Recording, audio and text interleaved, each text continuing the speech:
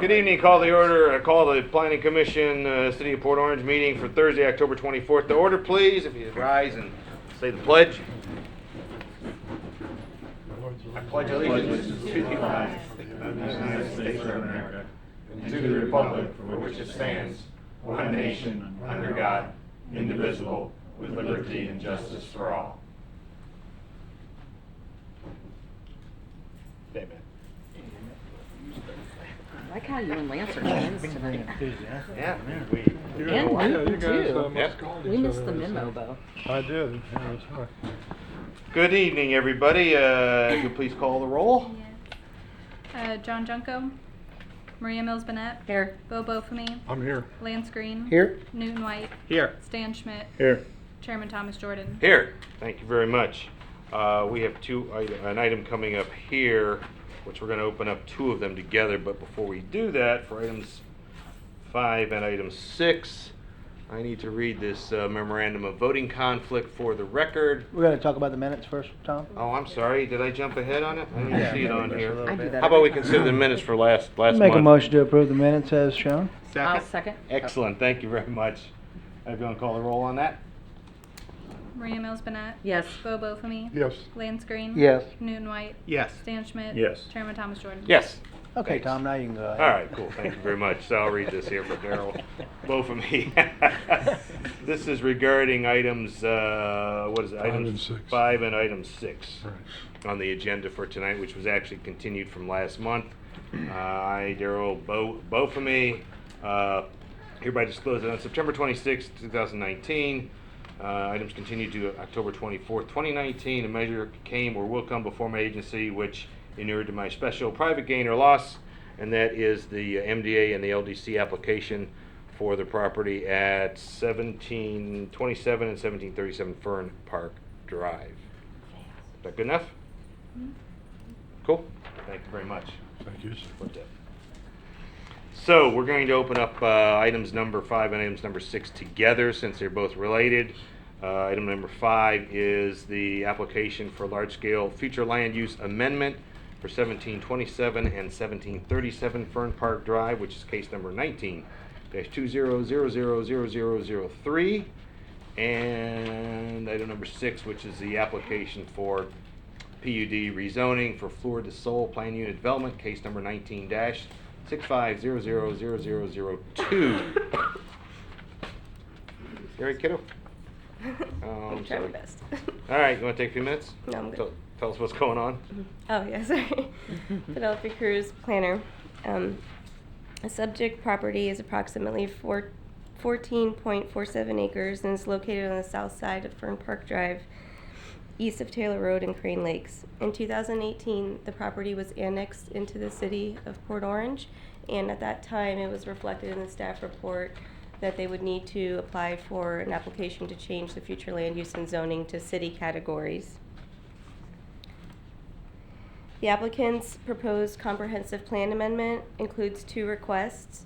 The first is to change the future land use designation of the property from Volusia County urban low intensity, which allows 4 units per acre, to City of Port Orange urban medium density, which allows up to 8 units per acre, with a policy addition to the comprehensive plan to further limit the density to 6 units per acre. The proposed future land use designation with the limitation policy would increase the theoretical maximum units allowed on the property by 29 units and overall result in a net increase of impacts to public infrastructure. However, the theoretical maximum analysis shows that there is adequate capacity for potable water, sewer, schools, and solid waste for the proposed amendment. With the traffic analysis, there was one roadway segment that was slightly over capacity, and as with all development, we're in the zoning phase and land use phase right now. When an actual development comes forward with a site plan, the concurrency analysis will be conducted at that time, and any required mitigation or physical improvements to improve the road capacity in the area will be required. The next application before you tonight is the proposed rezoning of the property from Volusia County A2 Rural Agriculture to Planned Unit Development, and approval of the Fleur de Sol PUD Master Development Agreement and Conceptual Development Plan. As you know, Master Development Agreements are zoning documents for properties. They establish the permitted uses in the development framework for the property. It does not grant approval for a specific development itself. That would be later on when an actual site plan is submitted, but it establishes the parameters for how the property can be developed. So if the proposed zoning document is approved tonight, the Fleur de Sol PUD will provide the regulatory framework for the development of the subject property with a maximum of 84 townhomes. Access to the property will be provided at a signalized intersection at the intersection of Taylor Road and Crane Lakes Boulevard, and an access easement would be required prior to approval of the site plan, providing this access through what is referenced in the master development agreement as the access property. The proposed PUD meets the city's land development code requirements with regards to parking. It actually exceeds the parking requirements required by the land development code, meets the landscape tree preservation requirements and other buffer requirements and open space requirements of the city's land development code. As with all PUDs, we've got architectural requirements. The proposed townhomes are supposed to be 2-story dwellings with garages, grouped in 4 to 6 units per building, meeting the requirements of the land development code for architecture. The maximum height 35 feet, which is consistent with the dimensional requirements in the city's land development code and comparable zoning districts. As with all PUDs, there is a provision to allow for flexibility from some land development code requirements if required. There is one policy consideration being requested with this proposed PUD, and that's for off-site signage due to the configuration of the proposed development layout. The property does not have direct frontage onto Taylor Road, so they're requesting to be able to have an off-site sign through this access property here in order to provide signage and direction towards the townhome property there. A sign easement would be required to have on this access property here for the benefit of this PUD. And it would meet the land development code requirements with regards to sign area, landscaping, design, etc. This is similar to the off-site signage requested previously by the Bella Oaks townhomes and the Legacy at Crystal Lake Apartments along Clyde Morris Boulevard. So with that, excuse me, staff is recommending approval of the proposed comprehensive plan amendment as well as the proposed rezoning. The applicant is here, can answer any questions you may have as well. Any questions, Penny? Lance? Not yet. Newton? Not yet. Dan? Not yet. Oh? No. Very good. Thank you very much. Hope you feel better. Ms. Miles, you want to come up and say hello? Good evening, Colleen Miles, President of the Land Development Resource Group, representing the property owner Danielle Solomon. We were here last month, and we're glad we get to speak with you this month. As you've seen in the staff report, the two main focuses we, and I know you as Port Orange residents and council people, are concerned with is the traffic. You will see from the traffic statistics in here that even though there's more townhomes, and this is very hard for most people to understand, townhomes are a less intensive development type of use than a single family home. So therefore, it's actually less overall trips along the roadway that you would get from a standard development that would normally be approved. The other thing that was concerned specifically to me is schools, and because townhomes are lower impact as well, generally you don't have as many students or children living in these. The total number of anticipated student impact on Volusia County Schools would be 11. So we did get concurrency approval from the Volusia County School Board pending your review and approval. I'll answer any questions you may have. Lance? I don't have any yet. Newton? Okay. Are you designating this as a 55-plus community? No, sir. And how many of these floor plans, how many bedrooms are in them? I believe that there's flexibility, but some are 2-bedroom units and some are 3. I don't think we got to 4, but the floor plan isn't necessarily laid out as much as the content of the structure is. Okay. That's good for now. Okay, thank you. Stan? Nothing for now? Bo? Maria? How is it less of an impact? Isn't there more units than there would be single-family homes, which typically means more people, more traffic, more cars? Normally, yes, ma'am. However, IT is a trip generation manual that's the forerunner in the institute, or in our business is the best way to say that. 40 years they're going on their records. Townhomes generally don't have a lot of kids. I mean, you as a general end user, if you moved into a townhome, kids normally don't move into a townhome. And the number of people living in a townhome, you don't only have a 4-bedroom townhome with, you know, a couple and their children or whatever. It's normally less than 2 or less people, generally. Okay. It's just an industry standard. I should have said it a bit clearer than that, sorry. I'm thinking about townhomes in other areas, and I don't think they generate less traffic. Like, I actually know a couple families that live in townhomes, so. Well, a good example is the townhomes that exist in Savannah, which isn't in the state of Florida. However, that's a very large number of townhomes, and they are extremely low in traffic impact, thank goodness, because they don't have any parking. Yeah. Sorry. And their roads are already crowded. Okay, that's it for now. You good? I have to agree with Maria that many families live in townhomes with children, especially the 2-story townhomes. The demographic that you're thinking about comes to me, and they typically specify that they want a single-floor house without stairs in it.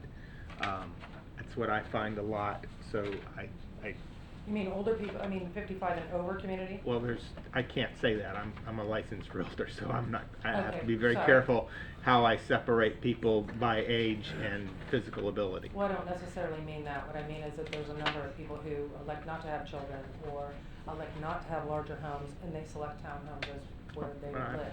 Yeah, low maintenance. Correct. And then also aren't ever popular snowbirds. You good? I'm good. Quick question. So, do you have the access agreement already with the other property owner? No, he has signed on our development agreement. We are working the access. The legal has to be drafted to be specific. However, Okay. we're thinking about a deed restriction in lieu of that, simply because there may be flexibility with the movement of it on the development, should his development change. Not saying anything about who he is. I assume that, yeah, because the design you've got is just proposed for us Exactly. to get an idea. Is that light already signalized for all four ways?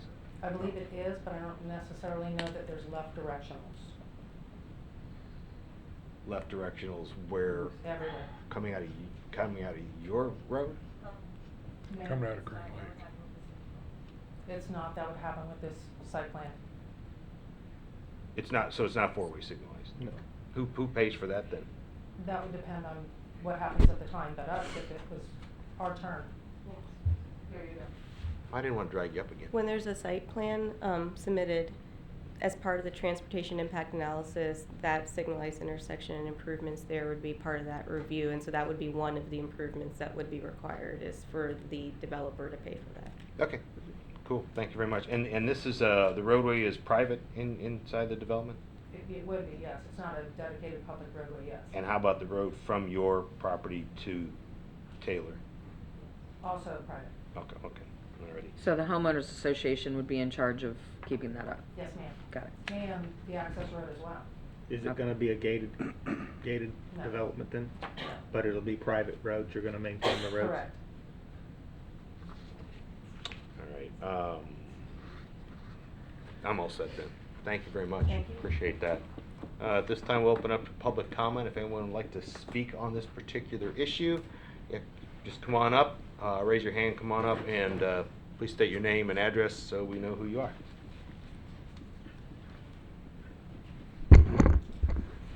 Council members, or planning commission members. Robert Reinhagen, 1425 Dexter Drive.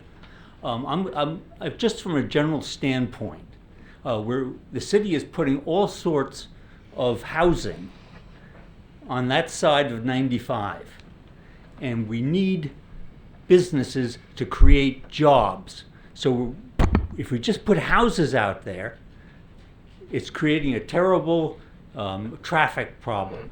And we need places for people to work. If they're going to live out there, there should be jobs for them out there. There needs to be a balance between jobs and homes. And at this point, we're not doing that. So I would recommend the absolute minimum number of housing units that you can get away with legally, to keep it restricted. Thank you very much. Thanks, sir.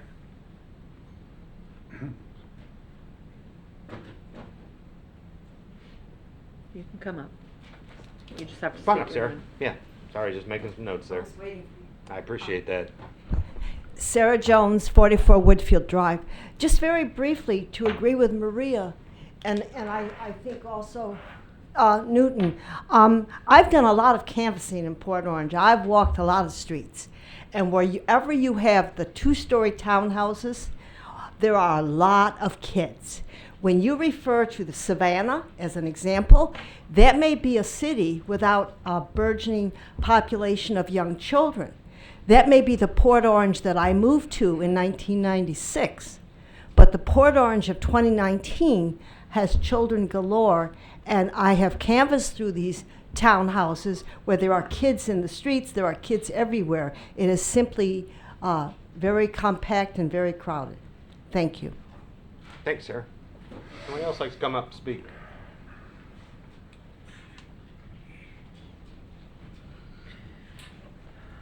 Good evening. My name is Laurie Faust, and I am a very nervous public speaker, so I have written everything out on my iPad, and you guys are just going to have to bear with me while I read this. It's quite lengthy. We have 3 minutes, I believe. I'm shaking, so just bear with me. I am a 40-year resident of the Port Orange-Volusia County area, of which over 30 years has been spent. Excuse me, I need to give you my address. My address is 1715 Fern Park Drive. My property is the 5 acres that adjoins the proposed subdivision. I'm a 40-year resident of Volusia County and Port Orange, of which 30 years has been spent on the property adjoining this proposed subdivision. This property has not only been used for our home, but it has also been utilized to raise world champion Morgan horses. I am here tonight to voice several concerns that we have with regard to this proposed subdivision, not only for ourselves, but for the community as well. And first, let me say that I recognize that the growth is inevitable. I get that. I'm a Floridian. I'm born and raised. But the density that they are proposing, I believe, is unwarranted, especially given the current growth rate that is going on west of I-95 now.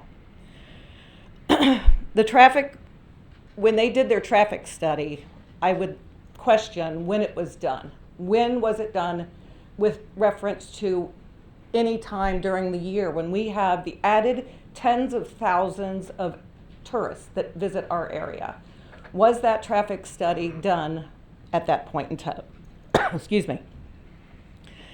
As you know, Dunlawton, east of I-95, is an absolute traffic nightmare. We left our house at 5 o'clock and it took us 20 minutes to get here just tonight.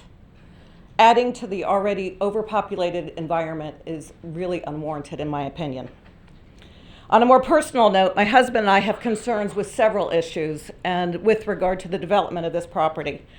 And I need to take a deep breath and explain myself. Fern Park Drive has been used as our access for over 30 years. It is a private easement that the Whites own that we have been graciously allowed to use. However, that is not our deeded access. Our legal deeded access turns and goes across the adjoining 5 acres of land, the first 25 feet of the northern boundary of their 5 acres, and ends in our property. I have a schematic, and I can show it to you. My concern is that while I would like to think that Fern Park Drive will always remain viable to us to use, I do not want to try to impede the Whites from selling their property and have... Mr. Chair, can we let her continue? Yeah, if there's no objection? No No. Just objection. 3 minutes, that's what your Oh. sound I'm is so- there. That's what I meant. I would So- never have made 3 minutes. Yeah, with no objection, if you I have a schematic that shows our easement, and our easement, if you could pull up the proposed subdivision, you can't do that? Oh, okay. It goes, can I have that? Yeah. It's in our packet. We have it. Mhm.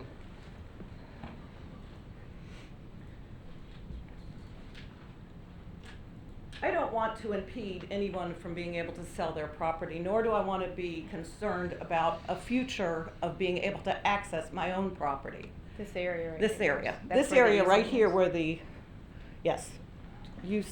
Can you, if I do this, can you see what I'm talking We about? can, yes, ma'am. In the proposal from the owners, they are asking to drop the easement down to 20 feet. My deeded legal easement is 25 feet in width. There are no setbacks given to the back of the building to my easement, which means that once this proposed subdivision is in place, I will have to travel down Fern Park Drive and make a right turn where the buildings separate, where the buildings separate next to the retention pond, and then turn back east and go alongside that retention pond into my property. That is my legal deeded easement. The Whites of White Acres, they own all the way up to my front fence. So if you allow this proposed subdivision to go in as planned, it will not only impede my right to go in and out, but to be able to transport my horses and my, get deliveries. I don't want to have to move barbecue grills and patio furniture when it's right up against the back of someone's house. So that needs to be addressed. I'm not trying to stop this. I'm trying to ask that you give consideration to what is all involved. Another thing we're very, very concerned about is flooding. Once this property is cleared, there will be, it's going to be graded and elevated. Our property has never had a flooding issue in the 32 years that we have lived here. And I don't feel that I should have to carry the burden of having flood insurance because somebody else has made this decision for us. Now, my suggestion would be that if you do move forward with this proposed subdivision, that a block wall is put in place to divert any water that's not filtered to their proposed retention ponds and into their proposed storm sewers to keep my property from flooding. It will also serve as keeping the children possibly out of my property. Children are gonna try and go into my horse farm. I get it, I did it as a kid. I don't want that liability, and I don't feel like I should be subjected to it. And then last of all, I would like to also say that, again, I don't know what the Whites are gonna do with their property. It's their property. But in order for us to continue to live where we have lived and enjoyed for 32 years, this needs to be recognized. This needs to have some consideration. Thank you very much. Thank you very much. Anyone else wish to speak tonight? Yes, ma'am. Come on up. Good evening. My name is Jill Musson-Williams. I'm a resident and business owner at 1795 Taylor Road. I would just like to speak on behalf of the adjacent properties. I want to thank Ms. Miles. I did receive an invitation to the neighborhood meeting. I'm sorry I was unable to attend. Thankfully, I always get good a response from the planning department who answered a lot of my questions and kind of narrowed the focus of my comments. Like Ms. Faust, I live adjacent to not the particular property being in question, but the Nature Conservancy, which forms the southern border of the property that is to be developed. And I want to speak on behalf of the unspoken green elephant in the room, I call it, who has yet to be represented throughout the at least 22 years that I've been resident on site. We do see as a annexed property into the city of Port Orange when our properties were formerly of the Cracker Creek PUD. It presents a unique challenge for annexed properties that are surrounded by county properties.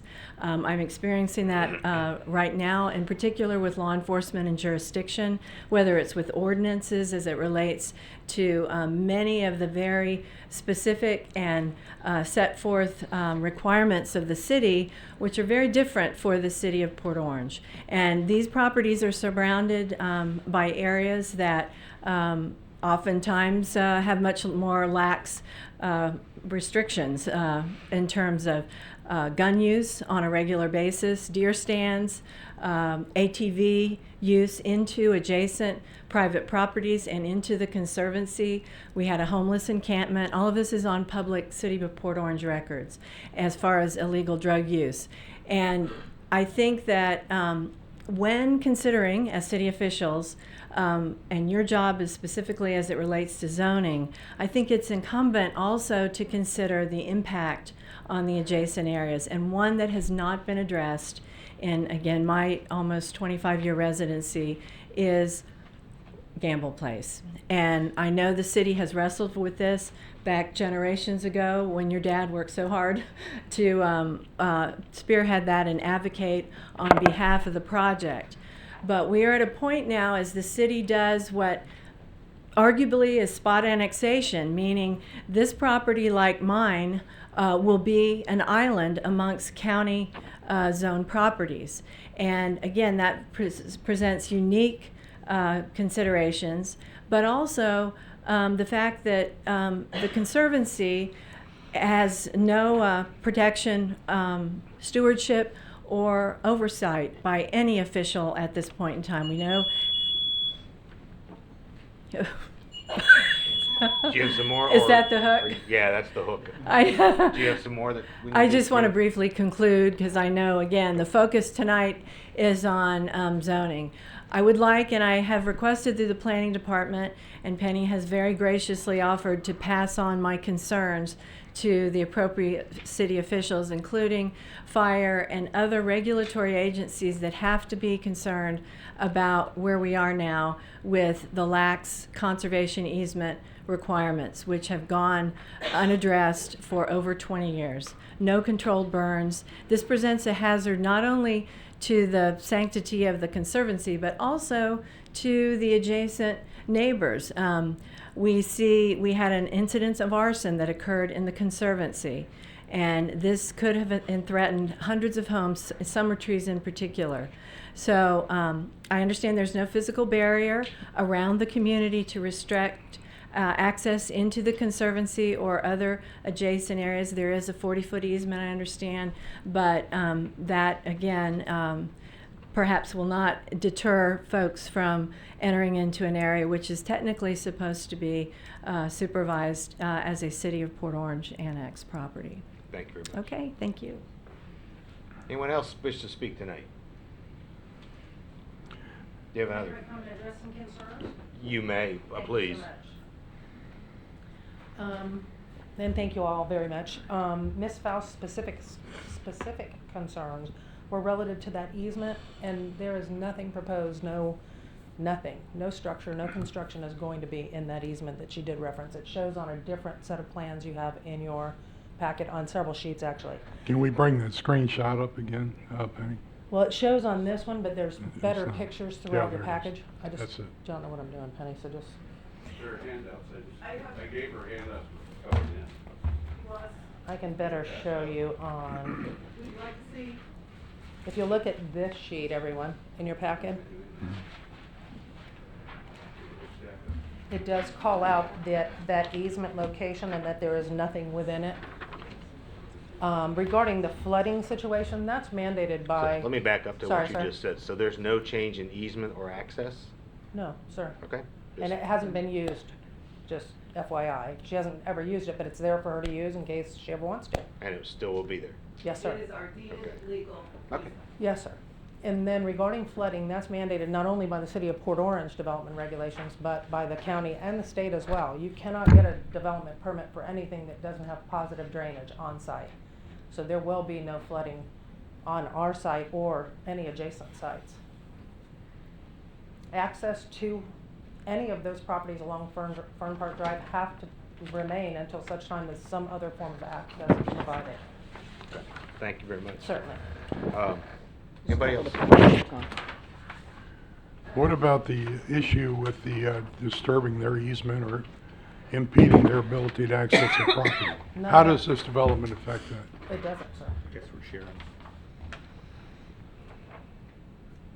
We also did, and I don't know if you all are aware of it, conduct a neighborhood meeting, just to let people know, because I did reach out to the Whites and the people along Stone Park Drive prior to ever submitting to y'all relative to their ability to annex on into the city when we were. And at that time, nobody was really interested, but I thought as we're coming forward to a public hearing, it might be good to let everybody in the vicinity know, here's our plans. I understand that, and I don't know if I'm allowed to say that the mayor did take one of our notices to Crane Lakes Development as well, to let them know to attend our neighborhood meeting, and it was a very informative meeting, a good turnout. Nobody from Crane Lakes, but everybody else came. So that summary should be, I think, in one of your files as well. I'll be glad to answer any other questions you may have. I do. Good. So, looking at this survey, Colleen, I'm just trying to check this easement as it comes down. If I'm looking at it's coming down and then it jogs If you don't mind, to a can I different property. approach Yeah. And again, I'm looking at this. Is this how the property jogs? Is this easement going to jog with this? Okay, so Fern Park is this. Okay. Can everyone see what I'm showing? No, we really need to have you over at the mic so we can have this on the record. Sorry. Yeah, staff might be better. Thanks, I'm sorry, Pam. I can, Penelope Cruz, planner, I can confirm from staff and legal's review that the existing legal easements that they have to their property are not impeded. The Fern Park easement, the Fern Park easement goes along here, and then at this point where there's that dotted line, which, again, this is in your packet, much bigger, the easement comes down onto, oh, where's my arrow? Comes down onto this property. That's why the buildings were pushed down 25 feet so that it does not impede. So there's nothing in that 25-foot easement that's on the property, as well as the easement that runs along the side property. They specifically did not put a fence on this side not to impede the easement. But it looks like it's the same property line, though. I mean, it looks like The property- landscaping's going through it. The property line is the same. The easement, if you see, can you see my arrow? Yes. Yes. The easement goes this way above the property for most of the way, Okay. and then it comes down here. Okay. Do you see that same width So of? it's not in the green part. It is in the green It part, is in the- but that's green. There's no buildings. There's nothing so- in it to. There's So- there's nothing obstructing the easement. Be clear then that according to this, what we have on the screen right now, then the easement is what would be those people's back door. That Yes. would be their backyard. There's nothing obstructing it. However, that is not what is used. What is used is the dirt road access. That's what's been used. And Ms. Faust did mention to me that before she was looking to purchase the property, the realtor told her that the easement actually goes on this property, but not to worry about it and not to worry about the fact that there's an existing fence here and just to keep using this dirt road here, and it's not a problem with the Whites, and that's what's been used. So they were aware of this for the 25 years that they've lived here, could have asked for the easement to be moved further up if they weren't comfortable with where it was. No action has been taken in all these years to move that easement.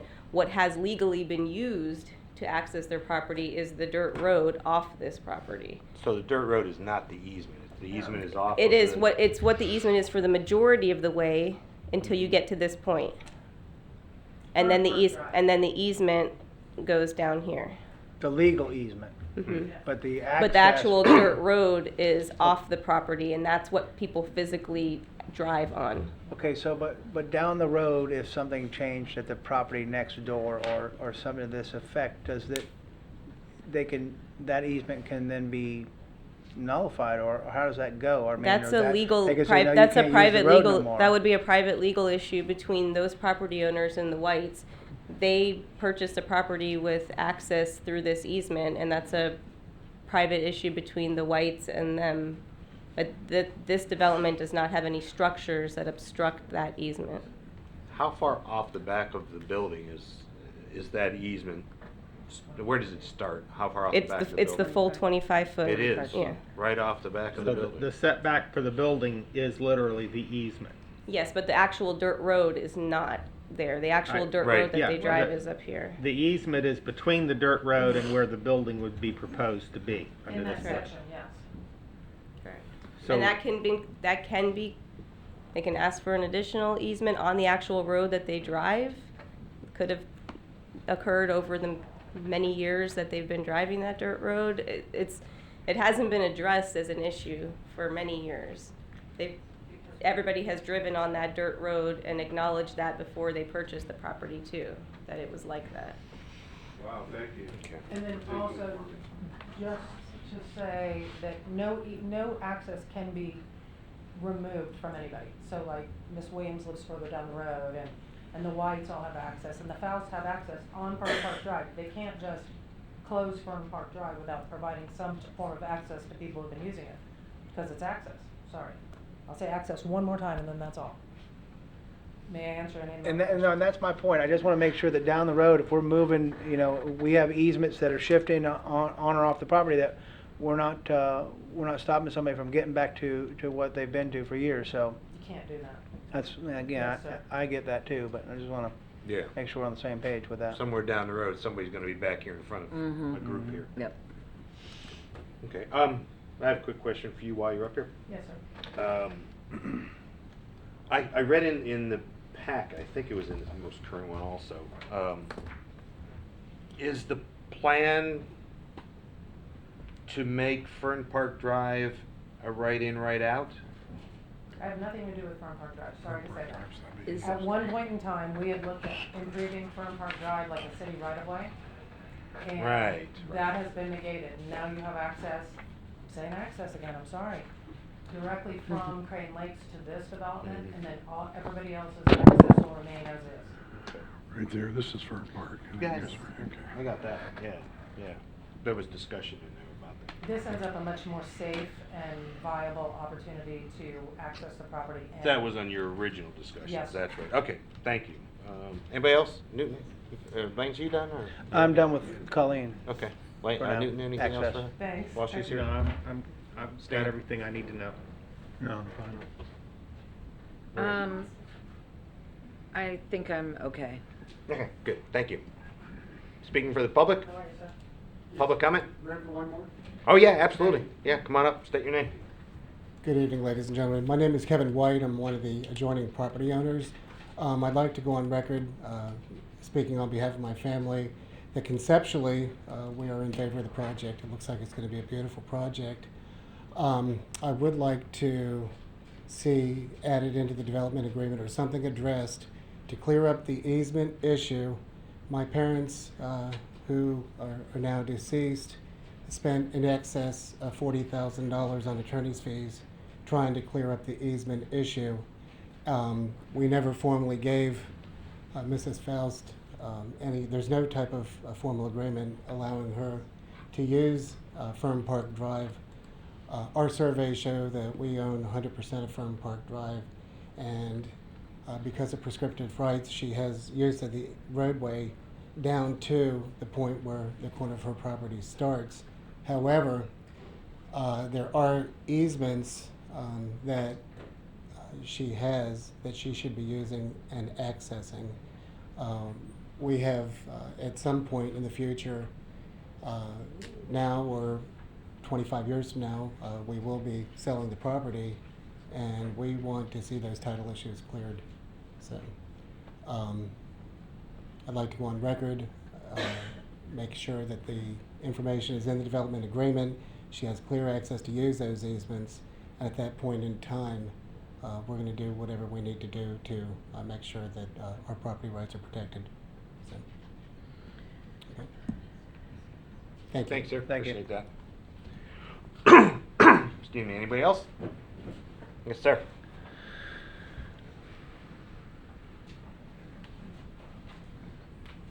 Good evening.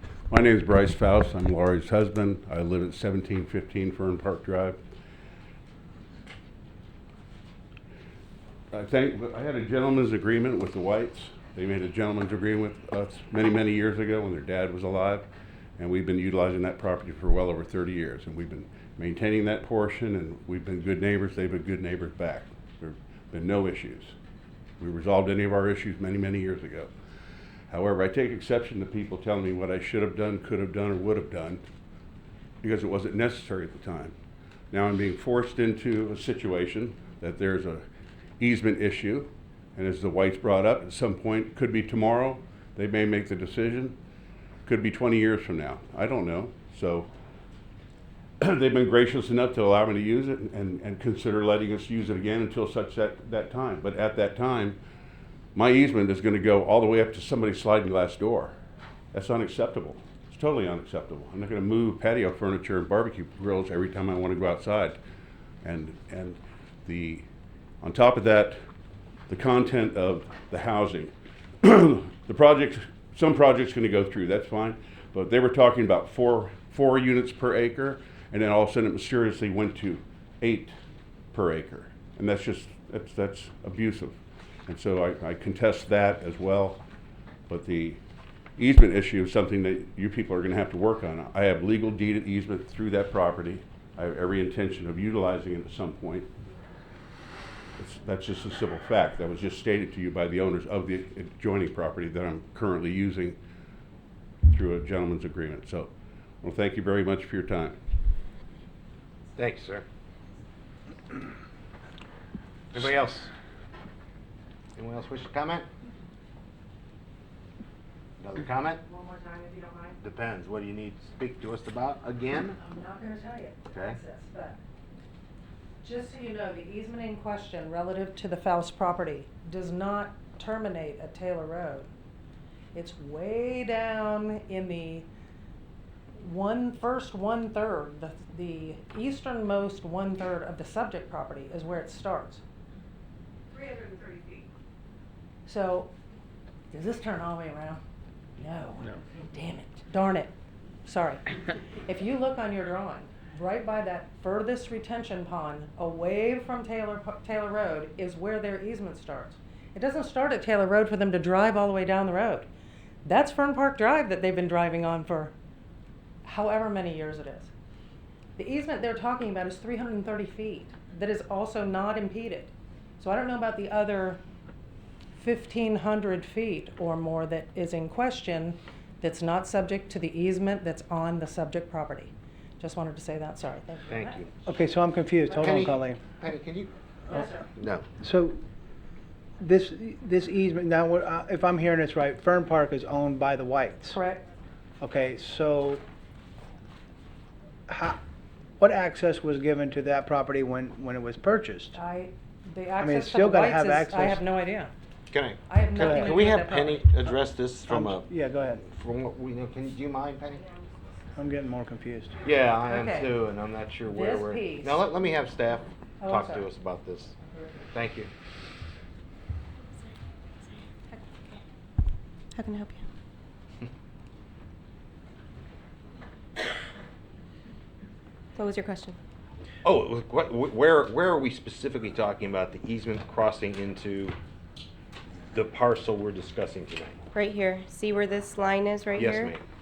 That's where the easement shifts from being up here, going from here to here. Mm-hmm. It's off-site. It's on the dirt road, off-site. Actually, you know what? Let me go to the aerial and see if that helps. The easement's over the dirt road until you get to about right here. And then the easement goes 25 feet onto this property, onto the subject property. But what people physically have been driving for how many years is the dirt road that's straight back. So the easement runs on Fern Park. It's a legal easement. It's Until you it's hit that spot on. Mhm. It's an access easement on private land. The Whites own the actual land, Okay. and they have given an access easement to the adjacent property owners to be able to access for Fern Park Drive, but they own the land. Okay. That access easement covers the dirt road into a certain point, and then it dips down for the Faust onto this property. But that you can see is wooded. It's never been utilized. What's been utilized for all these years is the actual dirt road up here. So that easement would dead end 330 feet to the west, east. Yes. The easement's not going away though. That's on the subject property. It's shown on the concept plan.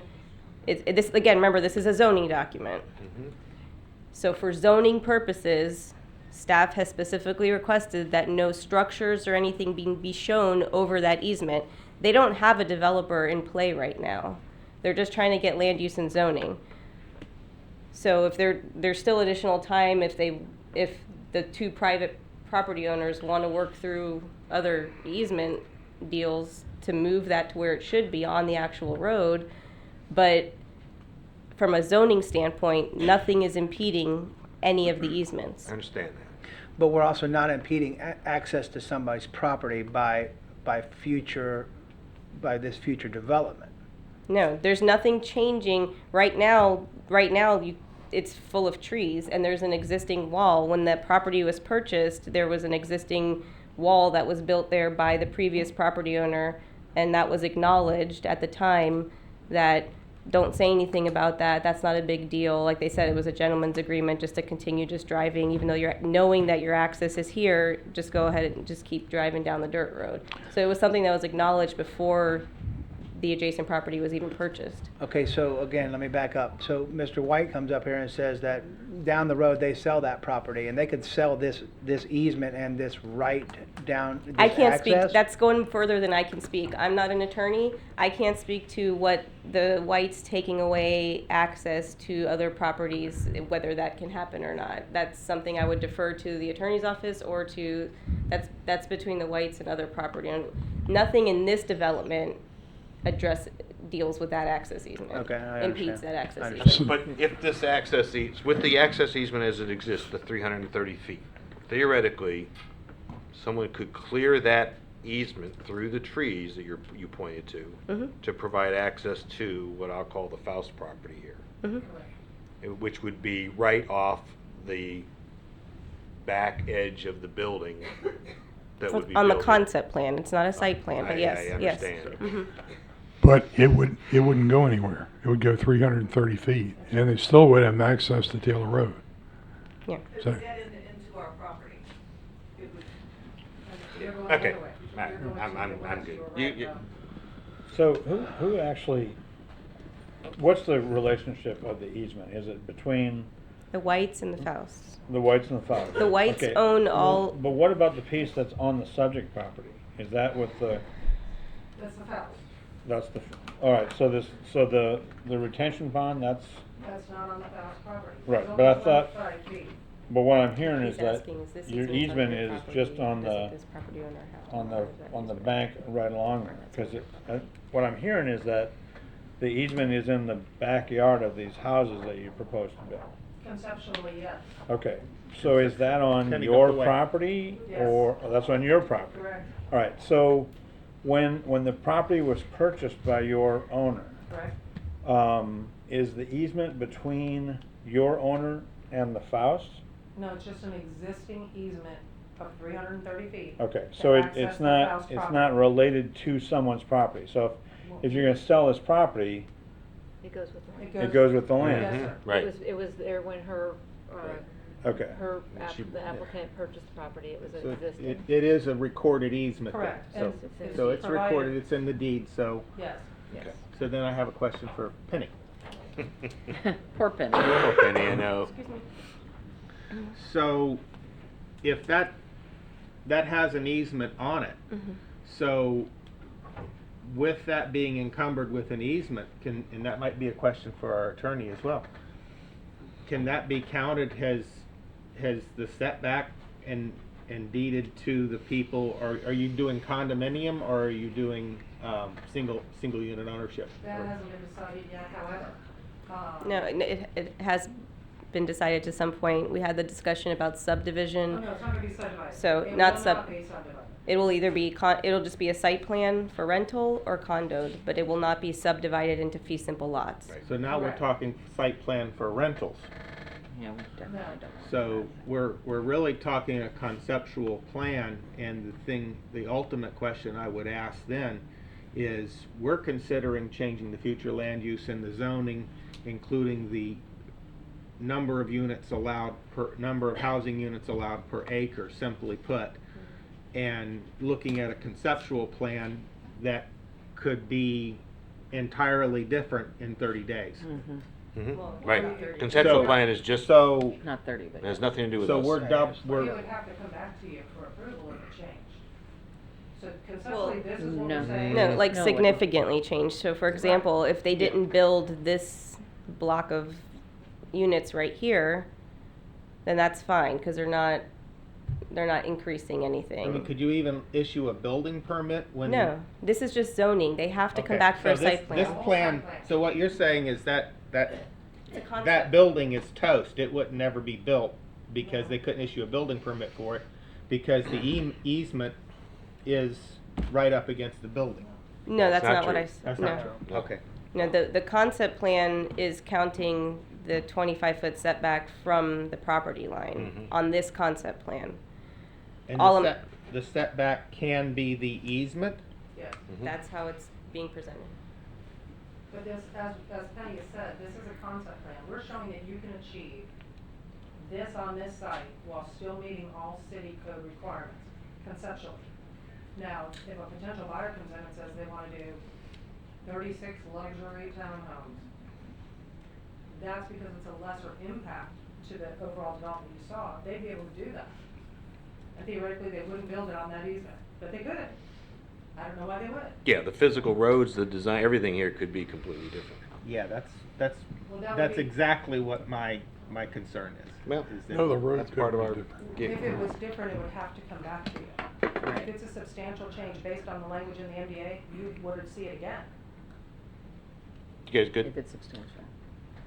And it's outlined as what's substantial in your MDA agreement, so anything Right. that's substantial or significantly changed. I mean, if they change that they don't want the pilasters or whatever they're called on a balcony, I don't think you would see that again. Yeah, if the road design and overall layout were to change, that's more substantial. That would be an amendment that comes before you. All I'm saying is if they decided to not build this building, for example, that wouldn't have to come before because everything else would stay the same. But if they were to totally change the layout, that would be an amendment to the MDA if the MDA got approved. And what's the height restriction? What would the height restriction be? It's 35 35 feet. feet, which is the same as most residential zoning, single-family zoning categories. So, let me dive in, I'm the dumb CPA here, so the easement is with the Faust, and that was transferred to your buyer, I mean, it's not really an agreement between your buyer and the Faust, because that was the easement. It's just an existing easement that Okay. is on the property. It's associated with the property legally. All right, so if I buy that property, then I have the easement, and if I Correct. wanna change that You easement, buy the property subject to the subject to the easement. easement, okay. Now, if you The wanted to Faust have the vacate the easement. easement, you Right. would have to provide the Faust some other means of access. To vacate an easement, you have to have agreement between, Okay, that's what I'm trying to figure out, if there's, if this is a transferable right, or how does this work? in Because, perpetuity. so if I've got an easement, when I'm trying to build a building, do I go from the property line or the easement line to figure out my setbacks? Property line. Property Property line. Yeah. All right. Builder. It's just like. Well, and I've got real estate and builders But all it's around gonna me, be so the that's same why I'm thing. asking. Yeah. Even if you Yeah. start at the property line and there's an easement, Right, you can't impact it. right. That's how all setbacks are measured, even when there's drainage easements and things like Okay. that, you measure it from the. Utility easements, you know, Cool. Thank you, Penny. thanks, Ben. Anybody else? Got anything? We have Thank one you very more, much. I don't know. Sorry. There's somebody for public comment. Oh, all right, I one didn't more. know if you could see her. No, I did not. No, Can you're I fine. go? Yeah. Please go right ahead. Okay. My name is Teresa White Alk, and I am one of the trustees of my parents' properties, along with my brothers. There has been a lot of talk about our easement, and in addition to the $40,000 that my parents paid many years ago trying to get it sorted out, we are in the process of working with attorneys. We have one that has researched it. We've got surveys. I've even got an agreement saying that yes, the people along Fern Park Drive, Marvin Panch, his daughter, the Fowles could use the road. But I also have in that agreement that they would help maintain it. And nobody ever has. Nobody's ever given us a dime to maintain that road. I just wanted you to be aware if you need additional documentation to help sort out the easement issue. We have it, we're still accumulating it, but we're willing to share it with you or the planning board, whoever. Okay? Thank you very much. Anybody else? Last call. Sorry, I already had you. Already spoke. Thank you, though. I just wanted to clarify that conceptual drawing there. I appreciate and that. the easement. You had your opportunity. Thank you, though. All right, anybody else? Anybody new? Bring it back to the commission here. Lance, let's start Well, with you. I'm gonna be the first to tell you that as all the years that I've sat on this panel, my biggest concern as a commissioner was to making sure that how we integrate new building to the residents who've lived here for years. I mean, we put in commercial buildings next to neighborhoods now, and we are, and we battle this battle. Buffers are important to me. Personally, I believe this is a good project for the area. I believe that the density is wrong. I think it's too dense. I think the smaller amount of units on this particular property is better. I think in the long run, our schools are still going to be struggling. Our traffic is going to be worse. We're putting more traffic to the west side of 95, which I think is difficult. I mean, obviously, we're going to add some economics to our businesses on that side, but at the same token, I personally feel that this is just a little bit too dense, and I think the lower density on this is more appropriate for this particular project. I do want to make sure that we've got access worked out for all the residents who live in that area. I think that's a big issue for me, is making sure that everybody's going to get to their property 10 years down the road after everybody else is sold. But that's just how I think about this particular project. I still think it's a good-looking project. I like the way it's coming out onto Crane Lakes Boulevard. But again, I think buffering our residents around it's going to be important. We heard a lot of things that's not really what we're voting on tonight. What we're voting on is changing the density of this land when it comes right down to it. We're pretty much doubling the allowed number of uses, or allowed number of residents per, get at my verbs and my nouns all right, the housing units per acre. We're virtually doubling that. And I hear in my travels and in the community the call for less. And I can't see doing something that's going to double. It's clear that this plan that we're being shown tonight is got its flaws with it. And it is a conceptual plan. That's been said many times, that it's conceptual. So yes, somebody could come along and build less units. Somebody could come along and build as many units as we change the zoning to tonight. So that's my deciding factor, is to keep the density as low as we have it already. And I would certainly entertain even lowering it further. And that's my stand on this, is the density. And what we allow the density to go to could eventually be used, no matter what plan we're shown tonight. Let me ask you a quick question. So you're referring to the density of 8 units per acre, or are you referring to the 6 units per acre? I'm as far as referring density? to raising the density. At all? Yes. Okay, thank you. Thank you. You good then? I'm good. Stan? I have to agree with Newton on the density. I think, we do hear that a lot, with the traffic impacts and the density and again, what we're being told by the developers, they're only planning to go to 6 units per acre, but we're asked to change the zoning to go to 8 units per acre. So my feeling would be. I would like to clarify that for Yep. the record. Go ahead. Part of the comprehensive plan amendment is a request to add a policy in the comprehensive plan that specifically limits this property to 6 units per acre. You cannot go above 6 units per acre per their application. Right. Right. Not 8. And then Okay. next step. But isn't the zoning itself? No, the zoning is even less than that. Okay. Yeah. All right. Well, anyway, yeah, I think right now that I would probably not be in favor of doing this. You all set then? Yes. Bo, you have any comments? Well, the only comments I can make are the issues concerning the zoning. Currently, as it is, it's zoned for 4 units per acre.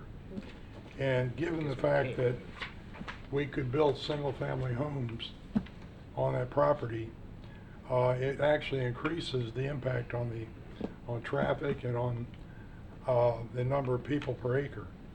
So typically, townhomes have already demonstrated, and the studies have demonstrated, that this is well within the preview of the property, and it would have an overall less impact and generate a considerable amount of funds for the city in the form of real estate taxes. So that's the only thing I can address. Maria? Yeah, I'm just gonna repeat, density is the problem for me. I hear constantly from people, why do you allow, why do you allow, why do you allow? And as a resident, you know, I don't want to allow, but I have to, up here, you have to judge what's best as compared to what could be. Like one of our biggest battles was the warehouses on Airport Road and Taylor and Williamson that I still hear about to this day, and have to explain to people that the warehouses were better than a McDonald's drive-through, which is what could have gone there. So it's tough, but density is definitely an issue. I like less units, not more units. I think it's a beautiful project. Other than that, it's a big impact in the community and all around, and that worries me. You good? Yeah, I agree. The two issues I've got is traffic. Traffic, we're gonna have a presentation later. You should all stay. Listen to our presentation tonight on how we figure out traffic here. But traffic, and I know regardless of where we go, we're going to have additional traffic coming off this property that gets added in, and the overall density of it is also a concern. Any other comments? Anything, any discussion? At this time, what we'll do is I'll entertain a motion on the comprehensive plan amendment first. There was a policy consideration, right, on that, Penny? On the second one, On the first one or second one? Okay. Entertain a motion on first one, item 5. I'll make a motion to approve case number 19-20000003. We have a motion? Second. And we have a second. A motion and a second. You'll go ahead and call the roll. You get the second from Newton? Maria Mills Bennett. No. Bo Bofamy. I'm recused. Oh, whoops, sorry. Lance Green. No. Newton White. No. Stan Schmidt. No. Chairman Thomas Jordan. No. Motion fails. Can we do this one anyway? Okay. Hardy? Thank you for your time. Well, we still have one more here. You can't vote on that one. Say it kinda No, we wet can't, something. right? I need a vote. Yeah. Yeah. It's gonna have to match. Right. Yeah. Right. So let's entertain a motion on the second item for this property. Move to approve case number 19-650000002. Very cool. Second? You Second. moving to approve it? Hmm? Yeah. A move to approve. All right. Yeah. Motion, Second. we have a second. You get that? You call the roll on this item, please? Maria Mills Bennett. No. Lance Green. No. Newton White. No. Stan Schmidt. No. Chairman Thomas Jordan. No. Motion fails. Thank you, dear. Thank you again for your consideration. Yeah, as soon as I listen to it again, I'm like, all right, okay, never mind. You can. Moving on to item number 7, the subdivision plat and plans for Kings Landing subdivision phase 2, which is case number 19-50000001. Mr. Berman.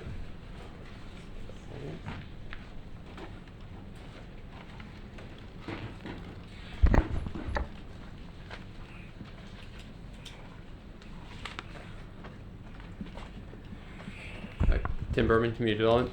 The request is for the final phase of the Kings Landing subdivision. As indicated in the staff report, this phase would consist of 13 1-acre lots and 32 of the 20,000 square foot or greater lots then.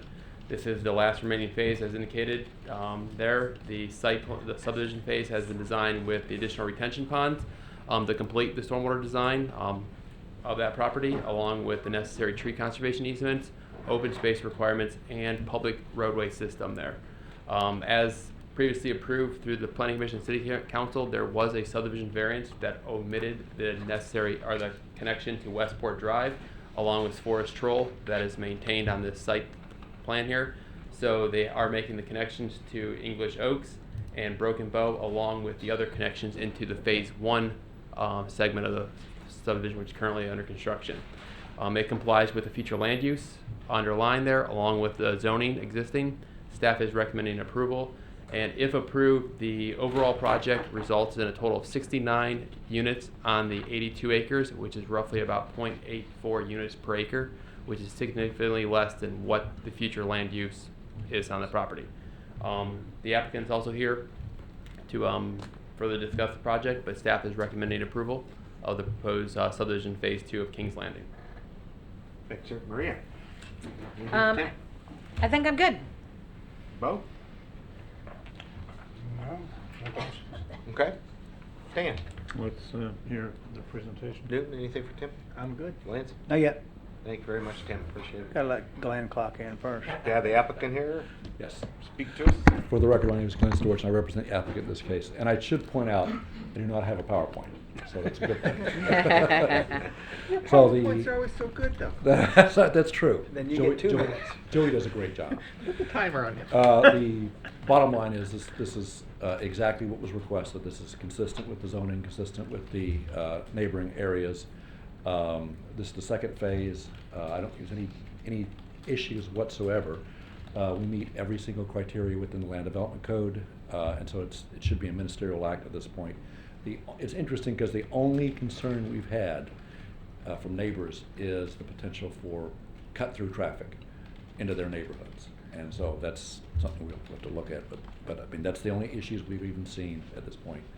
And so we'll continue to work together with them and with the city and finish up this project. Any questions? Maria? Anything? No, I'm good. Bo? The only question I have is, on page 2 refers to the 45 lots, Mm-hmm. and they're projecting 101 people. How do you know that? I could say they've already been pre-sold, but I can't. I'm sure that's just a calculation based on percentages. He just wants to know your Currency net. we're required to use basically the latest generation for population there. That comes from the census information, so we're just utilizing the information we're required to use. But I've seen the same thing on other projects. You happy with that? Yeah. All right. Stan? No. Newton? I'm happy to see the 20,000 square foot lots and the reduction in density. There you go. Lance, anything? Well, I mean, we've seen each other on this project quite a bit. We have. From start to finish, and I got to tell you that I'm pleased with what the end result is. I know it's been a long journey. I know it's been a long journey for the owners, but this is what Port Orange needed to make this a crown jewel, which it is, and I just want to applaud, that we finally got here. And I should point out that it's always been the intention to make this the crown jewel, because this is, this was the last big piece that was left on the east side of Interstate 95. And so we do anticipate this will be a high demand and upscale area.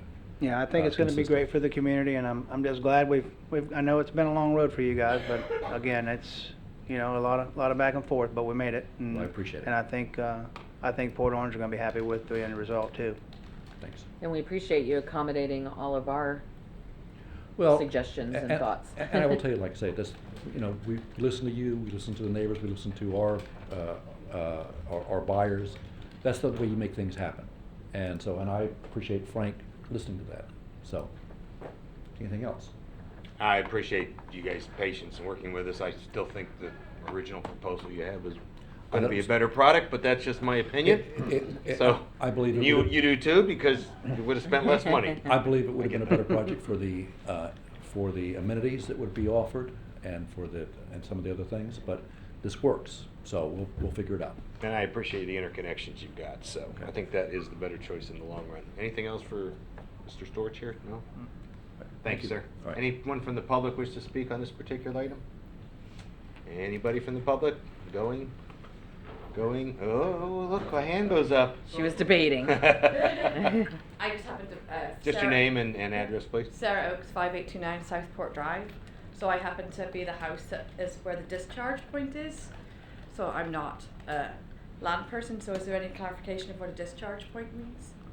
Is there any what? Clarification. Tim. Am I going to see a lot of water and flooding on my backyard that backs up to the discharge point? So that's my yard. Right. I mean, this is basically just a graphic to show, so Right. it's not there, but that basically is the general dish point charge there into existing canal and system there, basically, which the water will basically go through eventually to Rose Bay then. So it is going into a natural drainage area and will continue to flow through eventually to Rose Bay there on that one, but it's not going to increase the flooding in that area. That was all evaluated through the engineers on that review then. It's just under a flood higher than it already flows. Just so you know, Sarah, my backyard is a discharge point, Okay. and we've never had any issues. I just Yeah, and I should point out, we are legally not allowed to increase any additional flow off the property. So whatever's there now should be the exact same. But should be better, actually it should be better regulated because of the retention pond. Okay. Thank you, Ms. Oaks. Sarah? The other Sarah, sorry.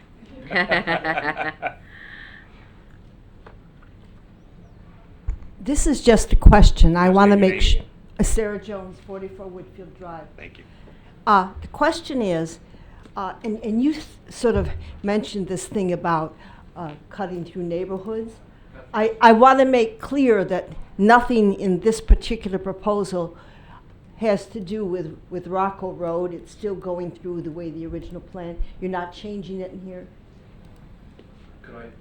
Yeah, I'm asking. Please, go ahead. Okay.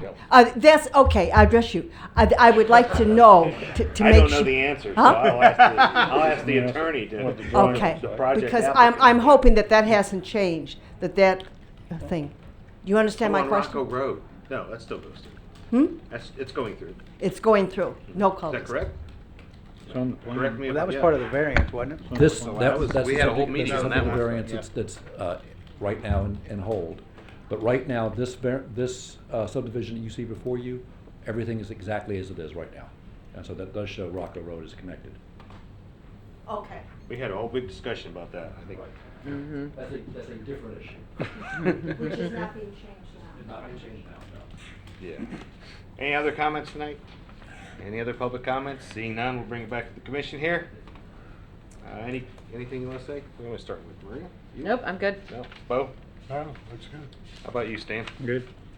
Newton I'm good. and Lance? I'm good. Thank you very much. This time I'd entertain a motion on this item. if you'd like. Make a motion to approve case number 19-500000001. Second. We have a motion. We have a second. You got those there? If you want to call the roll on this? Maria Mills Bennett. Yes. Bo Bofamy. Yes. Lance Green. Yes. Newton White. Yes. Stan Schmidt. Yes. Chairman Thomas Jordan. Yes. Thank you, gentlemen. Thank you, Glenn. Thank you. Good night. All right, moving Welcome to on. Port Orange. Moving on. You guys ought to stay for the next one. This is going to be fun. Item number 8. Of course, I don't think there's any attorney getting billing for this, is it? Item number 8 is a Land Development Code text amendment to Chapter 16 for a dog-friendly dining program. This is case number 19-25000003. You are not Penelope. No, I'm not. I'm going to go ahead and try to fill in as best as I can, so I it'll don't probably blame be you. half the Thank you. presentation she would have done. Recently, we've had Tim Berman Community Development. Recently, we've had a number of new restaurants opening in the area. Some of them basically have been established in other cities and are coming into Port Orange. One of the questions we were asked was about our dog-friendly ordinance, because in other locations, other cities, they have to go through a process in order to allow dogs in their outside seating area. We started looking through our code and also Florida statutes, and found basically the Florida statute states that if you do want to have that, allow that in your city, you have to create an ordinance to allow that to occur then. So what we've proposed here is this ordinance that would allow restaurant, or basically anyone who serves food or services there, to the ability to apply if they wish to allow to have dogs in their outdoor seating area. We've established a number of regulations there, similar to other cities in the area. Also, basically contemplating basically a fee for that initial review of that application. That'll be continually be yearly reviewed then. There are rules and regulations in place, which would be, if they were violated, would turn to code action. This has been reviewed by the animal control and staff is recommending approval. And as we indicated to you, we kind of modeled off of other cities in the area, and this only pertains to allowing the dogs outside of the restaurant only. And it's, again, the restaurant or basically choice to apply for it. If they do not want to have them there, they just simply do not apply, and that's the case then. So staff is recommending approval of this. I'm here to answer any questions you might have.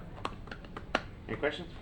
No, I'm known for being outspoken about dogs inside restaurants.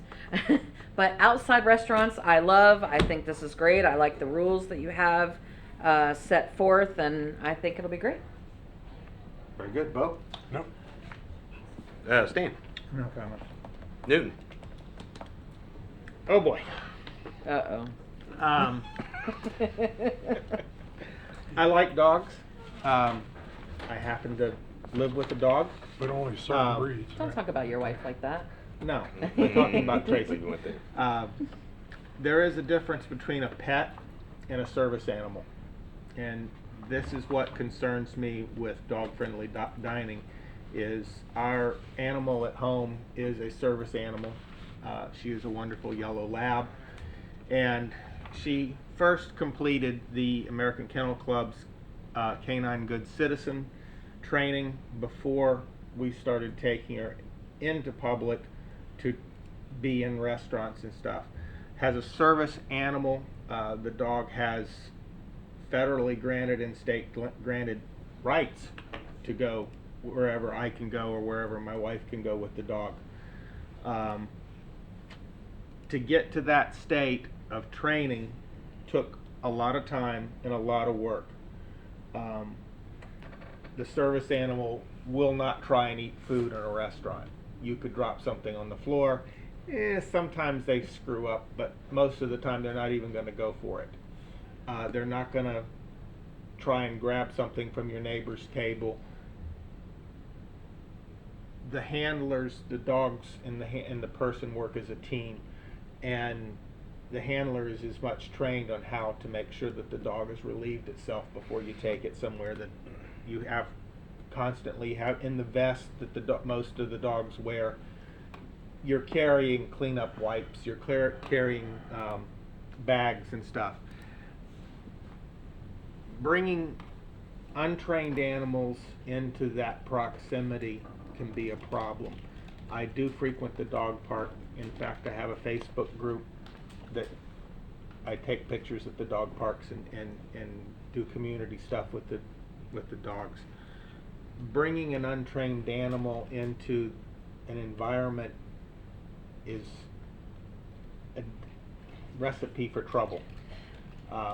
We have been attacked by an untrained animal leaving a restaurant. We were seated inside, but when we left, we had to go through the outdoor dining area, and somebody's untrained animal just decided to reach out and start barking and such. And that, it's an isolated instance, but I really think twice about allowing anybody to bring any level or lack of training out into a public situation. There was a reason that dogs were excluded originally, and that's part of it, because not all dogs are trained to be there. That's my caution with this. It's my caution with it is, and it ultimately it's going to go back to the restaurant owners. It is in this ordinance, and it is also with a service animal. If the dog is creating a nuisance, causing a ruckus, you can ask them to leave. That's one of the few reasons you can exclude a service animal, is if they're misbehaving. And that education part needs to go with this too, also to our first responders, to our law enforcement, you know, what the rules are that everybody has to abide by, so we don't have any misunderstandings on somebody being denied service. I like the idea of it, it's nice, but it comes with some other possibilities of problems and people bringing animals that really shouldn't be socialized at the point that they are. So that's my concern with this. End. Thanks, sir. Lance? Wow. So I assume this particular writing is something different than what would be a service animal. A service animal has legal rights no matter what we write here today, and or this we're talking about pets. Correct. Basically, you know, like I have Anybody's two dogs. general dog. I would be able to bring my general dog into a restaurant if I chose to do that. Okay. I mean, not into a restaurant, but an outdoor seating area if I chose to do that. Right, okay. And most likely, when you go through Port Orange nowadays, you see 'em that all the occurring time, there. yeah. So it has been going on there. So this is kind of correcting that. You know, we checked too, and there has been no, you know, significant incidents in that case then. Okay. In within the city? With, you know, with our city, we Okay. didn't check, you know, elsewhere then, but like we said, it's starting to, you know, we noticed too, when we're reading up on other cities' ordinances, there's been an uptick in other cities and counties starting to, you know, see what the statute was and create those similar with these kind of, you know, parameters in place then, to try to omit, you know, alleviate some of those concerns. Very cool. And again, it falls back to the restaurant owner or the business chooses to say yes to them or can say, nope, we don't want to And take they that have to make risk. sure they're And- abiding by the yes. laws, by Sure. the rules. Yeah, it's their choice first. Correct. Right. Whether they even allow it Correct. Right. legally. But a service animal can Absolutely. Oh, Yeah, this one- doesn't- Specifically, there's language in there Right. to make sure that the service animals, as well as canine Right. units do not fall under this. Right, well, a service animal is, by statute, it's one of two animals. It's either a dog or a miniature horse. So, yeah, miniature horse. But Now this- you need, But now you need a what I was ordinance for gonna that. ask, does this designate what animals will be allowed in outside seating? Is this the Does- canine? Are we the gonna dog? see? It says Canis canine. lupus It familiaris. says dogs Okay. several So times. we're not gonna have, Miniature have horses. No miniature horses that aren't orangutans. service. That's correct. Sorry, right. Clint Eastwood, no orangutans. To be a Fine, future- has to stay Any other in the questions truck. for Tim? Are you good? We're staffing one animal at a time, dogs Thank you, tonight. sir. Thank you very much. Any public comment? Anyone like to speak on this particular issue? Seeing none, I'll bring it back to the commission here. I entertain a motion. I'll make a motion to approve case number 19-25000003. Second. Thank you. We have a motion and a second. You'll call the roll, please. Maria Mills Burnett, Yes. Bo Bofamy, Yes. Lance Green, No. Newton White, No. Stan Schmidt, I'm gonna go no on this. Chairman Thomas Jordan. Yes. Ooh. That There you fails. Yeah. That fails for Bring out Yeah. the point. 3-3. Gotta draw straws now. No. Mud wrestling after the meeting. Start fire. Ooh, what do we do? Hmm? Do we have to come to a resolution on it, or does it say? No, it's- 3-3 means it does not pass. It fails. Right. Motion fails. Everybody got that? Everybody hear that? Okay. Yeah, can we bring this up again next month? No. It's a recommendation to the council. Right. Yeah, I know. I'm just teasing. They just move it on. Right. Everything goes Yeah. goes uphill, right? Moving on to other business, commissioner comments. Anybody have any comments tonight? Sure. Lance has a Lord. comment. A couple questions. Tim, can you come up? You got a minute? How are we coming on the lighting project on Dunlawton? I saw we've got, I see we've got all the pipes in and everything. When's the actual poles going I think up? both workers are out there every day. Are they? I think It's so. underway? Poles have, They're going up and poles down have been the street, ordered. they- They Normally are? with the street light, basically, there's a long lead time on those there. We had some change orders that had to get rectified first, and the poles have been ordered, and they should be on their way. Oh, All cool. right. Again, I gotta say that, you know, I think we're going in the right direction. I'm pleased with the way the city's going and the direction we're going, but I am gonna tell you that I hope that before we're all said and done, that Acorn Storage gets a good look at what we've created on that corner. And I hope that we can somehow make sure that we buffer and we landscape it and we protect the whole rest of that area from what we've now put on that corner. That corner is now completely exposed, and all you see on that Acorn Storage is nothing but the back of buildings all along Airport Road. I still don't agree with it, I still don't like it, and I sure hope that when we get done with that thing, that we can look at it and say, is this the vision that we wanted for this property? Yeah, I mean, basically it's an ongoing construction project. There's a lot of architecture details, and landscaping is the last thing to go on with I a know. project. So we've got to get to that point where it's fully constructed, and then basically there's going to put the details on at the last point. Then, so It's sure naked right now. we will be happy to bring you basically the elevations and the landscape plan next month and show you basically what's basically been approved on there. Okay, because it just seems like it slowly but surely, every single piece of vegetation has gone off the front of that property. They have to replace it back to the whatever's on the site plan. Correct? Yeah, they have to basically replant the buffers then, so that's, you know, the quantities and stuff like that, so there's going to be replacement plantings in there. Again, with every project, that's the last thing that they do. I just hope that when it's all said and done, this was the vision that we all had for that property. And that was done under the old tree ordinance, technically. Correct. Yes. I mean, basically, if you look at the back of that property, there's a significant acreage that basically is tree preservation. I know. Other than that, then, so that's with the wetlands and stuff like that. Then, so that's why you saw more to the front cleared, but there's a large amount of the property in the back that's wooded vegetation. That's still part of that property.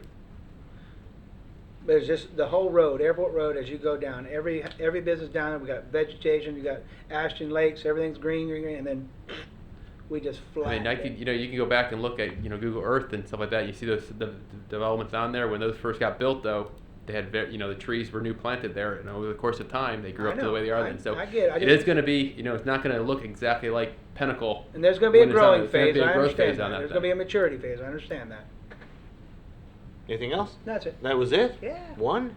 Wow. No Newton. sign- no signs I'm moving. this week. Sorry, moving on. Newton. Taking it easy, bud. Newton, anything? Yeah. Are we moving anywhere near sunsetting the county, the old county ordinances when we annexed part of the Ridgewood For corridor? land in? use and zoning, you mean? Are the sign ordinances, because they're allowed different signs on Ridgewood than? No. I mean, basically, the code allows for signage based on square footage, but they are required to comply with our land development code, and there are no special county requirements on So that's Ridgewood. it's all sunsetted? They Yeah, I have mean, to go- basically, we're not gonna, if the existing sign's there and a business has been there since it moved in, it can, allow to go there, but there's nothing to say we're gonna take down that, sign there. It's basically when redevelopment occurs, they do allow signs to basically be 15 foot tall with 32 square feet of sign area there. So they are allowed a little bit taller there, that's in the code already. Mhm. But which sign, like with the removable, the slide-in letters, marquee signs, I think they call them. the changeable copy, typically Yeah. the code allows changeable copy, for certain uses throughout the city then, including on Ridgewood then. Ooh, I didn't think we had that in the city. Yeah, for changeable manual, changeable copy, those are permitted certain types of uses then, throughout the city. Interesting. Anything else? No, that's it. Cool, thank you. Stan? Oh. What's going on with the gym in the shopping center there by the Wells Fargo? The anytime, Yeah. or, They're putting in a anytime. yeah, believe that basically that has been, is it the infill development in there then? I believe it's basically been completed. It's ready to go. I know that they had active building permits on there, and we're doing the interior improvements. I'd have to check on the status of that, but that's a typical infill infill into a multi-tenant building. Yeah, they were expecting to be open in August. So they're running a little bit behind. I can look into it, but typically, in some cases, it could be contractor and designer. Everyone tends Oh, to you know how like the contractors are. yeah, like to blame the Junko city must for be stuff, going. but I do know there was some email traffic on that. We do request a lot of information, and if it's not submitted to us in a timely manner, it does slow the review period down. Okay, that's all. Anything else? Nope. We're good. Maria? I'm good. I'm good. We're gonna move on to staff Yeah, comments we got here. actually two things for you. We're going to do, basically, I kind of indicated, last month kind of general idea when we kind of talk about, you know, in these rezonings, when they submit a traffic study, and then, you know, where does it go from there, kind of what does that entail then? The other thing we want to talk to you guys about is the development activity report. We kind of made it a little bit better, and we got a presentation on that, so hope you'll like that. So I'm going to go ahead and get through the transportation first, 'cause that's more of the boring stuff, and leave the fun stuff to Mel. But as we were saying, like the last item that we had here, we talked about basically when we do the future land use and the rezoning, we're looking at generally what could basically be developed there and have the theoretical maximum number of trips that can be produced then.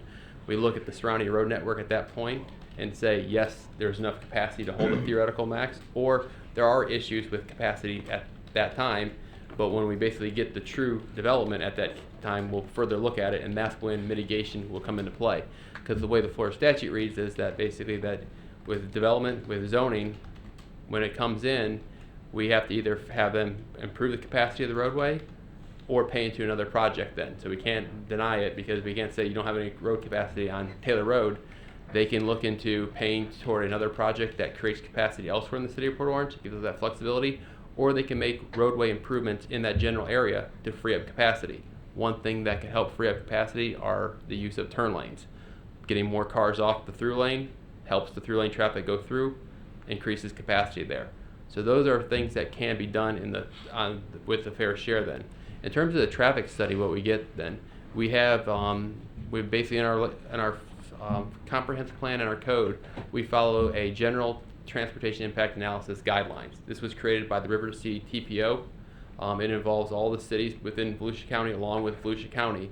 We have one set standard as how we review TIAs. The reason for that is so everyone's reading off the same sheet of music, because if you look at the, you know, a project in Port Orange that abuts to a county roadway, the Volusia County Traffic Engineering looks at that TIA. Port Orange also looks at that TIA. So you want to make sure that we are requiring the same bit of information, looking at the same thing in terms of evaluation. And also we want to make sure that cities to the north and south of us are putting the detailed information in their review of traffic study of their projects as we are with ours. So that's why we go with a consistent across the board. And in terms of, I know there's been some questions about the ITE trip manual. That is a standard to be used throughout the country in terms of trip generation, and that is put into that TIA guidelines. Again, that's why everyone's using the same set of standards. You don't have someone arguing, I want to use this set of standards in this one city and the other city, and you get that conflict in terms of trip generation. So to kind of play it, put an even field, then that's why we go with ITE on that side then. But the traffic studies, when they come in for a site plan, at that time is when we evaluate them. And the reason for that is right now, rezoning gets approved. Let's say this one tonight got approved, and there's no issues with the roadway network. 4 years from now, when it comes to be built, there could be issues. So we want to make sure that when it comes to be built, we basically know what the current roadway condition issues are, so we can make sure that they mitigate them at that time. And also, you get the true number of units. While that one was 84 units, typically when you get into development, you're going to reduce that number of units. That helps us get the true count then. We tend to basically, again, the trip generation, traffic engineers are required to prepare these TIAs. They're a very in-depth, detailed document, typically, 100 to 150 pages of text and backup data. We use basically a standard model that's basically been accepted by the TPO and in that TIA guidelines then to generate how the trips will basically be distributed throughout the city's roadway network. They look at current factors such as existing and future land uses, the population generation, and basically where businesses are to get that kind of how they anticipate the traffic from that property using the road network and apply percentages on it. And that's how we kind of determine what the number of trips are going to be on those roadways. That's, Chairman Jordan came and spoke to me and we kind of looked at one. Sometimes that model comes out and you can look at it and go, now I kind of know my city. That's not going to be the road network people follow. And we can work with the transportation engineer to go ahead and adjust that to be basically what we feel would be the case. Something like in that case could be the Holiday Inn that came along basically at the corner of the north corner of Taylor Road off of the I-95 interchange there. That they used the trip distribution, and it showed a lot of trips coming down Williamson Boulevard and coming through the city to that area. Well, it's a hotel that basically services everyone off the interstate then. So the majority of the trips are in that corridor of Williamson and the intersection of Taylor Road then. So we worked with the engineer, concentrated the percent of the trips in that area, and they were required to pay essentially more toward the improvement, the fair share in that area then. So we can work with them on that then, when we see cases like that then. For instance, that project ended up paying about $86,000, $87,000 toward the Taylor Road, Williamson fair share project, which was the construction of Summer Trees Road, paying into that then. So that was one thing that they had to, pay into there. So that's kind of what we, look at when we're going through these, when we say there will be a TIA at the end of the project then, is what we mean. I know it's kind of, difficult to see when we say on the rezoning period, but typically those could be, 3 to 4 years down the road from now. And the reason why we're not kind of giving you full number, we can't give you the full snapshot of what's going to be required at the time, is because we don't know what the scenario is going to be when it gets developed. And what time it could it be is. worse, or it could be better. Also, too, when we are looking at fair share projects, projects in the area, roadway projects that can help improve capacity, we also want to use the most recent numbers for construction of those projects. So we get basically truly the fair share cost of their percentage. One example that we have is that there are segments of Williamson Boulevard north of Taylor Road that are critical, slightly over capacity. So when projects put trips onto that segment of Williamson Boulevard, we basically take the cost, it would be to widen Williamson Boulevard, and what their trips that they're putting in that project, we put that money into the Yorktown project. That's a parallel facility that could help capacity. Williamson Boulevard is a county roadway, so as the county updates their cost for widening Williamson, we also do that in terms of our cost for fair share. I think initially when it started, the bridge was around $7 to $8 million, and now it's close to $17, $18 million. So you can see if you paid your fair share last year versus this year, it's going to be a little bit higher then. And so that's why we make sure that we're constantly looking at those costs to make sure the fair share is captured with these development projects. So that's there's a lot that goes into it, but it's typically at that stage of site plan is when we really look into it, because that's when we get the full picture of what's being developed versus kind of conceptually what could be, and you know the exact time frame when those trips are going to hit the road network to make sure you got the improvements in play. And then one other thing which we just recently started doing was we started looking at there's smaller projects in the city that can improve capacity. And in terms of the city having to go out and design them and get a contractor on board, sometimes the time involved in that then it prolongs then. So we've been writing some of our fair share agreements to have the developer do those improvements as part of their project before they get a CO. We did that with the Springs apartment complex. There was an extension of, I believe, the left turn lane on off of Summer Trees Road onto Williamson to go north.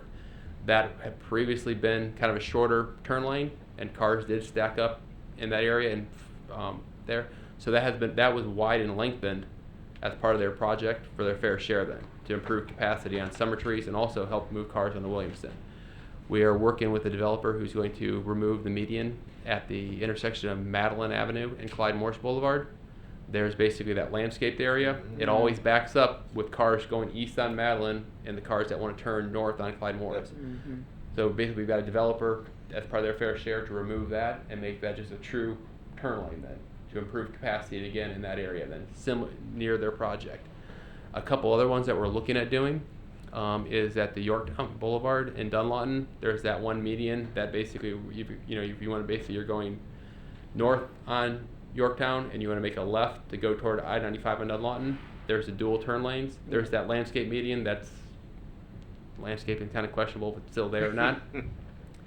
Getting rid of that and basically just making that a turn lane can help more cars get in that turn lane to hopefully get more cars through that intersection.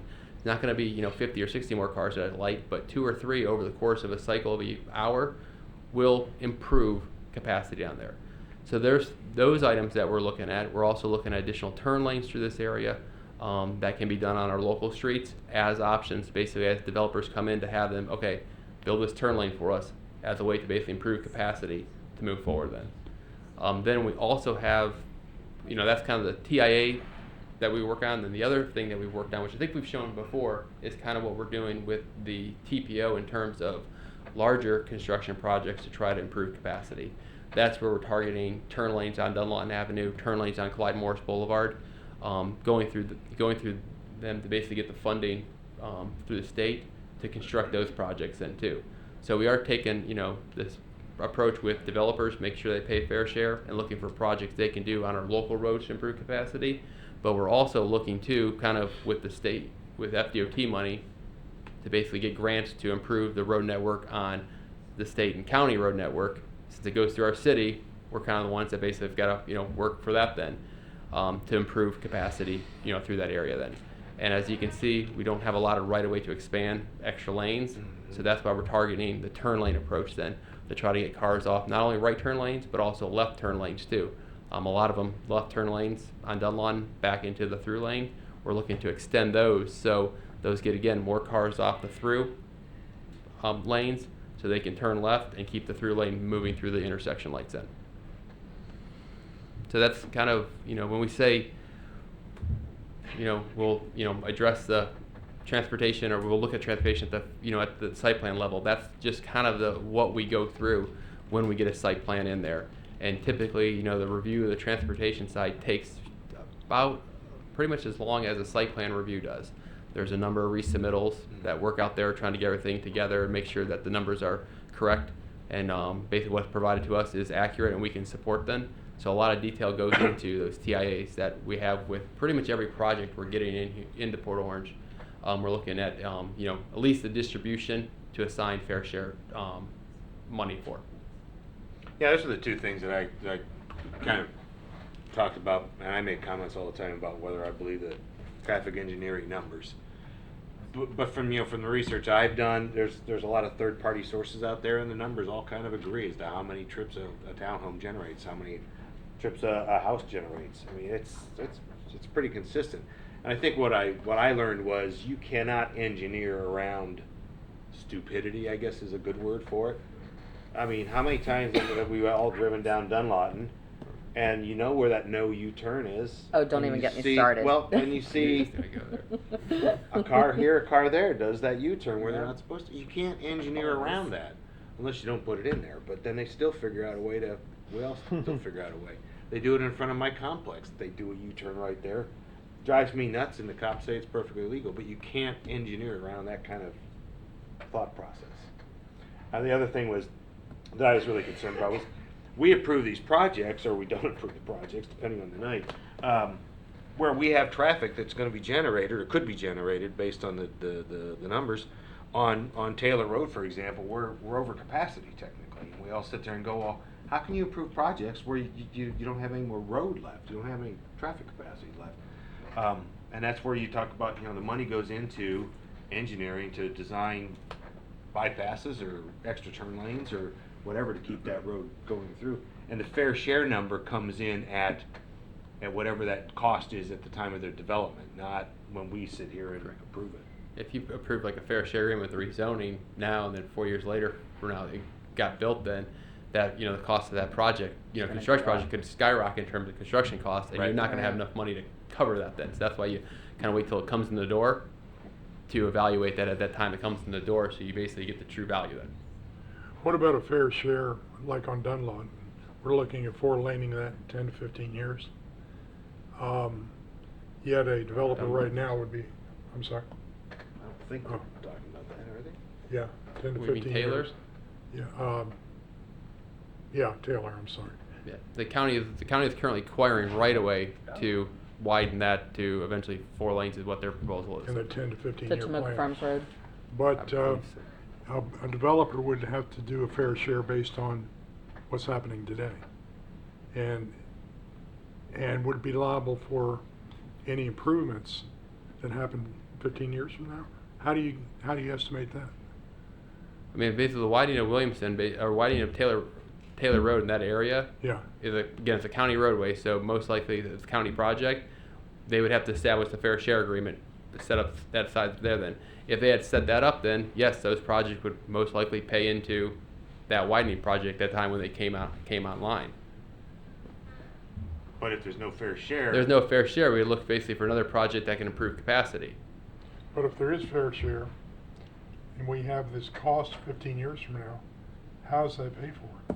Yeah, but you're only, if you're developing now, you're gonna pay what it is now. Yeah. If you're, if you basically wait we- 15 years, No, then for you're gonna pay 15 15 years down the road. Yeah, but we don't know what that cost is now, right? Well, typically, you know, in those costs, when you have designs, you know, we have it built in ours. You put some of them will put multipliers in, like a 1.25 multiplier on what the current estimated cost is to assume what the construction cost will be at that time. That's why we tend to basically try to identify projects that can be completed within a reasonable time frame on that. Then, and also you wait till the project comes in. Like for instance, stuff on Taylor Road, you might be doing rezoning now, but it might be 5 years from now. That Taylor Road project might be closer to construction than 15 years. At that point, you might have better understanding. Again, that's why we try not to basically tie fair share to rezoning applications or future land use. And I like the idea of the local projects, doing the small ones, the turn lanes, getting rid of the little medians that just help traffic flow in that local area, because that's really what affects all of us. It's just our local area. I want my part of Williamson fixed. That's what I want. That's what it is, right? Tim, so I'll put that down for the next how often is this thing updated, or this model? You're using a model per se that's saying, okay, this project's coming in and it's going to create this many trips based on this I information. think the TPO there's typically usually, I think it seems like every 4 or 5 years we're basically getting more information as to what's been built, what's around the areas that they ask for all the cities to get in there. Because that's as they my run the- concern. they run the- Is it up to date? Yeah, with- it's not like a 1990 model. We might have let this neighborhood build 100 houses just now, or this got built and this got built before this project came. It's periodically updated on there. I think it's like just probably last year we had to give the TPO basically an update as to what's our future land use, current proposed future land uses in the area, what has been built, what's currently existing, so they can basically work with the firm to update that model then. This is potentially what we have Yeah, coming. it's not and- something that gets updated yeah. every 6 months. Right. It's basically I think it's usually like 3 or 4 years behind in terms of what we're using there because the time that has to go into constructing that model, because projects that occur up in Daytona can impact how trip distribution goes in Port Orange, because if that desired use is up there, you might have more cars going north than you would there. So that's why you have to make sure you get all the city's information to kind of create that model, just not the Port Orange model, because other areas throughout Volusia County kind of impact kind of how our trips go about, and vice versa too. If development occurs in north and south of us, they would be coming into here to get commercial uses, grocery stores then. So that's why you got to have that kind of that county-wide model there for But these see, studies. that's almost like what the problem is. Now you build something today and then you don't check the traffic for 4 years down the road. Now you've already got a traffic mess. So Well, we that's- checked- we We've get the- always been behind in traffic. We get traffic counts though yearly though, so we're basically keeping up with the capacity of the roadway then.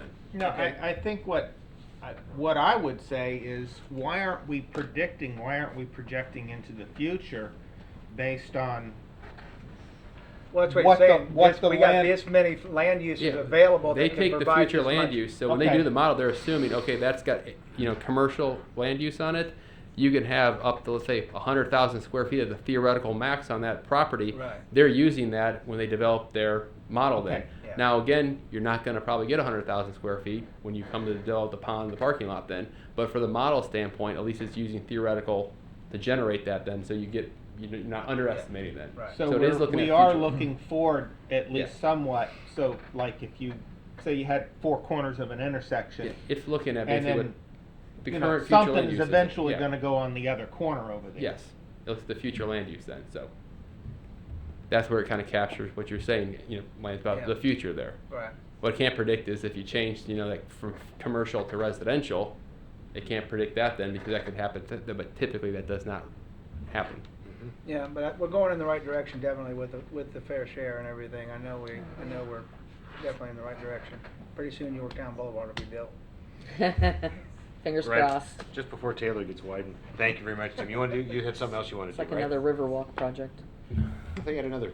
Yeah, presentation. one more thing, we wanted to introduce Ellie Schmatzer from our office. She has been working with our GIS department, specifically Ashley Malone, on kind of updating that development activity report you guys get once a month. And we'll go ahead and turn it over to her to kind of show you what we're doing with that then. You're going to explain it to us? Cool. Look at her cool little setup over there. Yeah. She must have some influence. She gets. Okay. We'll see if this works with me tonight. Okay, Melanie Schmatzer, Community Development. As Tim mentioned, I'd like to give a brief overview of the new Development Activity Report, which is an integrated map. In the past, Planning Commission, City Council, and citizens have been updated by the current activity report, which is updated monthly and uploaded to our website, and printable, of course. To be more current with available online technology as well as cell phone and tablet use, Community Development along with GIS have worked together to create an interactive development activity report, which features a GIS-based interactive map to expand on all of the information that's provided in the current report, to feature, an aerial GIS-based map. So I'd like to give you a brief overview of how it works. So over on the left-hand side, you can filter by activity type. So you would just click, or in this case, press. Let's get out of there. So you can filter by non-residential, public hearing, residential, and roadway projects. So if you click one of those, what would happen is...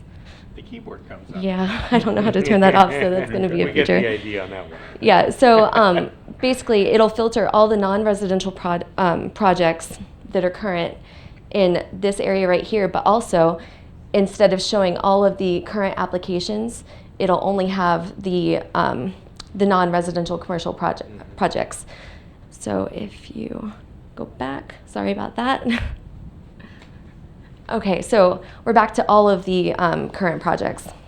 Now you can also filter by status, meaning under staff review, under construction, completed, public hearing process, or by activity type, so site plan, PUD, PCD rezoning, and et cetera, any of the development review or public hearing applications that you can find on our website, including variances.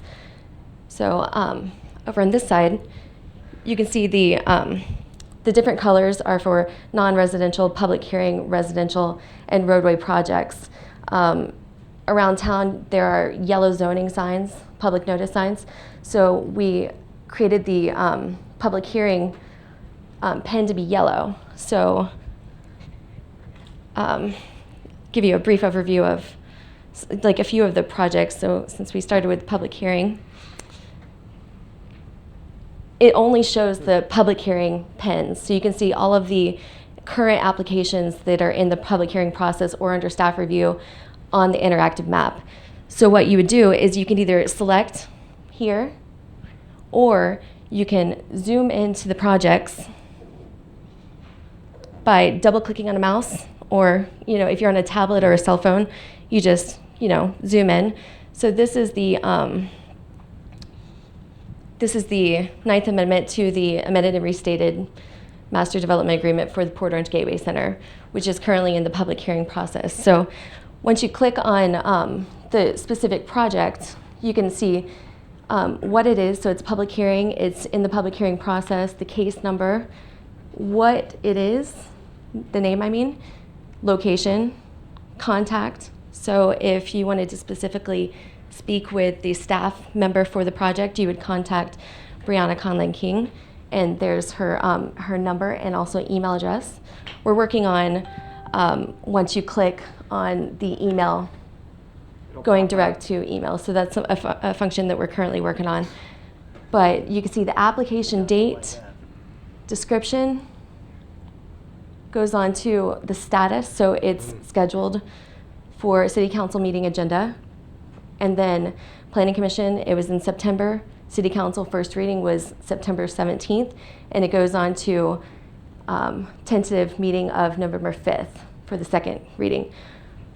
But to further give information on all of our projects, we created a documents area which opens for each project. You can see for this one, since it's a rezoning, you have a conceptual plan, master development agreement, and an application. So you could click on, so for this particular one is the application, so you can view the application that was submitted to the city with ownership, engineer, all of their information. If you wanted to contact them, it's all right there. So we'll go to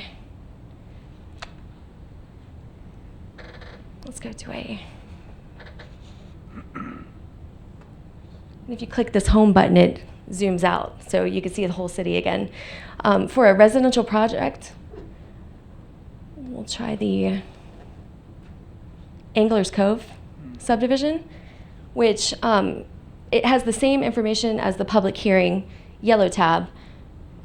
Gives the name, contact, description, details, and then if you click on documents for this one, since it's subdivision plat and plans, you can see the, let's go with the plat for Anglers Cove. So here's the plat. Now every time a resubmittal comes in for a project, the new plans will be uploaded and replacing the previous one. So this one is the development order plans. So you can see the latest and greatest up to development order at this time here. So you can also view the master development agreement as well as the application for this one. And then to move on, we'll go to a commercial project, which is basically the same thing. So if you were to go to Takara, you can view the same information. So Nice. yeah, oh, one more feature. Everybody is on their cell phone and tablets. So what we've done is we've created a QR code. So with your cell phone, you just turn on your camera app and you put it right up to the code and scan it, and it'll bring up our mobile-friendly version, which doesn't have the dashboard. So on your cell phone, you can see that it's just the map, and it's the same features. So we'll go to Takara on that one. So Takara, you can see it's got the same features, and then you can view the documents. It'll pop right up on your cell phone. Zoom in and see if that site's clean. Yeah, and this is, you can zoom in on any of these properties and go directly to the property card. You wanted to see the ownership. That's nice. You have any This questions? is publicly accessible, right? Huh? Publicly accessible? Yes. Anybody can view this? Yeah, absolutely. It's going to be on our website live November 1st. And where are you gonna put the QR codes? Are they gonna be on the future zoning signs, or? Oh, that's a good question.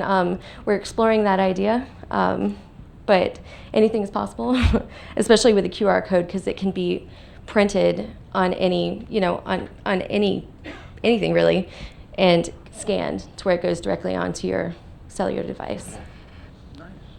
Do you have tooltips or anything that says, okay, here's what in review means? Do you have anything like that to help somebody who's not a geek about Right. Not here, but what we're going to do is we're going to have a link probably on this side where it's going to be a video tutorial explaining maybe like 3 to 5 minutes explaining how to use this and also what each of the functions mean. Well, I meant more of what the Somebody who different doesn't know what a statuses. PUD means. Yeah, or- what a PUD is, what MDA is, what it means to be in review, what it means to be a commercial, that kind of thing. We haven't spoken about that for this, but we can More definitely of- explore kinda it like and a figure out key. how we can. More of a planning for dummies. We can definitely explore how to put that on here. Cool. That's We've got you this fantastic. far, Tom. Hmm? We've got you this far, but. Any other questions? I don't know about. Good job. I think it's amazing. I Thank love it. you Yeah, very that's much. really nice. excellent. That's gonna be good nice. stuff. That's really good stuff. So November 1st. November 1st. Any other questions? No, I think it's gonna be great. Oh, one more thing. It's going to be updated weekly instead of monthly. I was gonna say, how often is Oh, it, nice. is it gonna update in real time, or, when you update, so? Right. We're going to try to update it. Well, it's going to be, say, every Friday. But then as information is received, we can upload it at that time. So, but every Friday you'll have a date saying it was updated at this time. Also, we're exploring a way to have a filter to where you can see what was updated. Oh, What's nice. new? Yeah, what's Right. changed? Mhm. Good. Nice. Now you can do a traffic overlay on that too? Well, yes, kind of. Let's see. We've got roadway projects also. So you can see the roadway projects that are currently featured in the development activity report that we have right now. So you can see, we'll go to North Spruce Creek Road sidewalk. right there. So you'll see it nice. zooms directly to the one that you select. And you can see where the boundary of the project is in blue. So that's on each project. So you'll see the boundary of Angler's Cove also, general boundary. Can you so go on can see- I-95 right there? That's neat. Yeah, you want me to click on Yeah, I-95? I want to see when that's going to be finished. Oh, great. No, this is a display screen, not a crystal ball. Okay, well, the activity report says that it's under construction. Any day now. Any day. So, Can we get a special colored pen for the church on Madeline? The Church on Madeline would be a commercial project, so it would be non-residential pink. Black. We need like a bright red flashing pen. Black cloud. That's Black fantastic. That's great. That's a great tool. That's very Yeah, I nice. love it. Great job. You know, I don't know, Thank you. maybe everybody knew this, but there's a website, Florida, is the state of Florida DOT has the live traffic or online traffic. You can tap any road and it'll show you what the traffic counts are and that kind of. I just found out about it. Thank you so All right, much. thank you. Anything else from anybody? Seeing none, I'll take a motion. Motion to adjourn. Congratulations. Thank you very much, everybody.